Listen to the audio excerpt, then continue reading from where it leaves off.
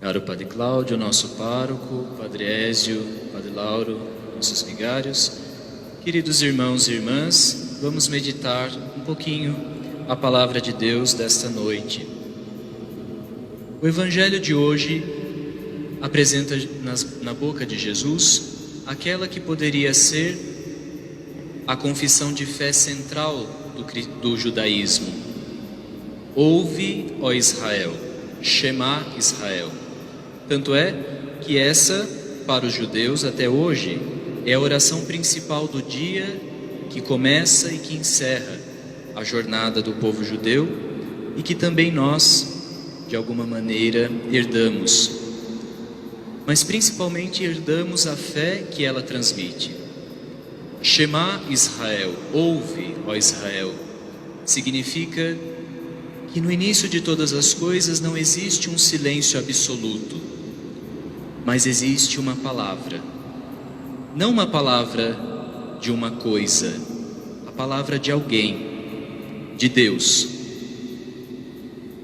Para o povo de Israel e também para nós, e principalmente na ocasião em que estamos vivendo, de isolamento, de distanciamento dos outros e também da igreja e dos ambientes que estávamos acostumados a ir, esse é um convite para a interioridade.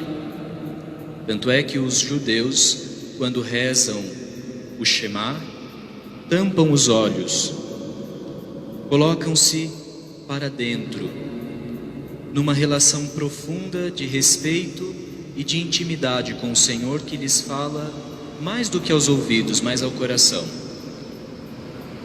Esse é o primeiro passo do convite que a palavra de Deus nos faz neste tempo em que nós estamos vivendo, e o Evangelho de hoje também nos propõe. Se nós não podemos estar nesta e nas demais igrejas, a nossa fé não está ligada a um templo. A nossa fé está ligada a uma pessoa, a Jesus de Nazaré, que nos acompanha,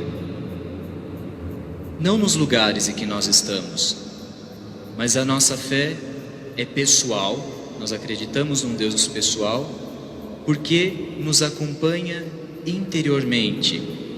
É verdade que exteriormente também, e daqui a pouco nós vamos tê-lo aqui neste altar, nas espécies do pão e do vinho.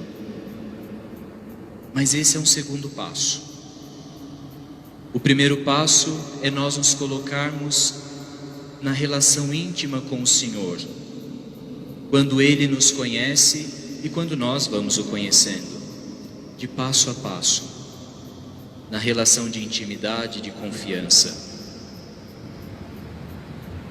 Esse é um primeiro passo, o convite à interioridade, que também gera um segundo passo. Jesus destaca, como o Shema destacava, que essa relação de intimidade gera amor. E é próprio do amor, tanto na concepção judaica como na nossa fé cristã, o amor não é um sentimento. O amor é, antes de tudo, uma ação que nasce da relação entre pessoas, não entre as coisas. Nosso Deus não é uma coisa, como lembra o Shema. Nosso Deus é uma pessoa que nos fala, que nos convida à relação com Ele, não com os lugares, não com as coisas, que são secundárias, também importantes, mas secundárias.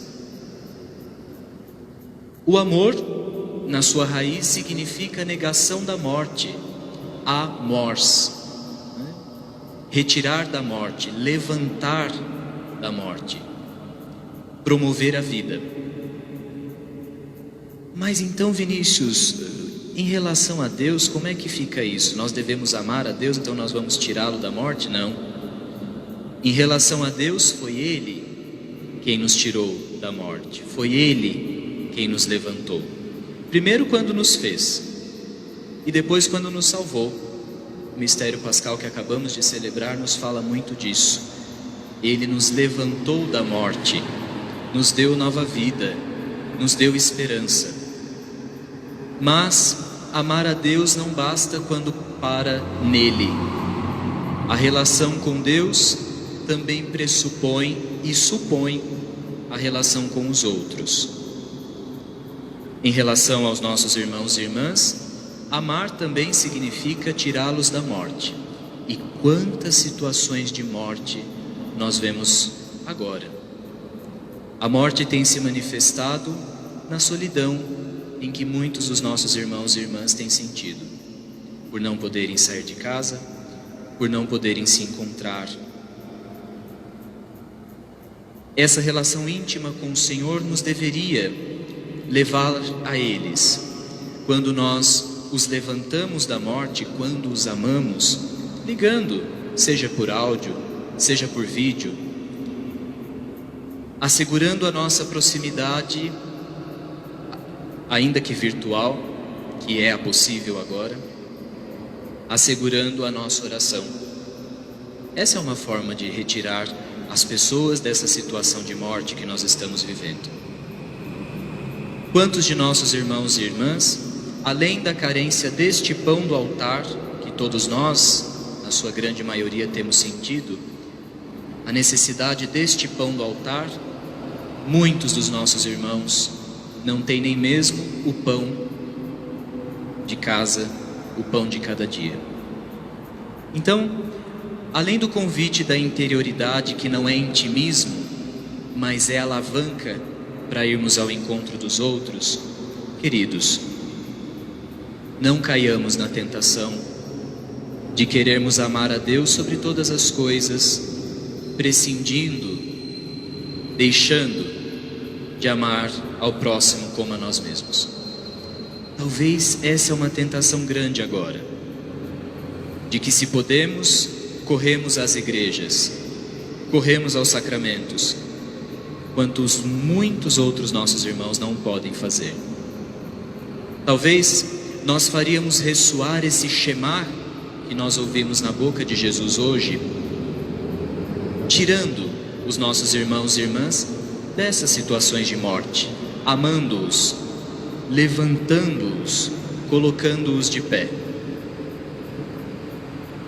O mundo parece que está mergulhado agora num profundo silêncio das não respostas, das não soluções do problema que temos enfrentado. Nós também não temos a solução, porque Deus não é mágico, mas nós temos a propulsão primeira, a alavanca primeira. No início de tudo estava a palavra, e a palavra continua no nosso meio. As nossas obras nesses dias possam gritar um alto Shema: ouve, ó novo Israel, que o Senhor é o nosso Deus e está no meio de nós. Ele nos ama. Também nós amemos-nos uns aos outros.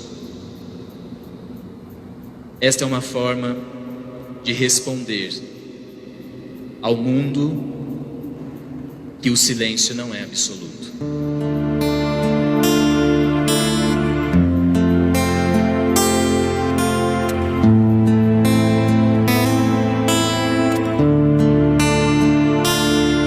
Shema Israel Adonai Eloheinu Adonai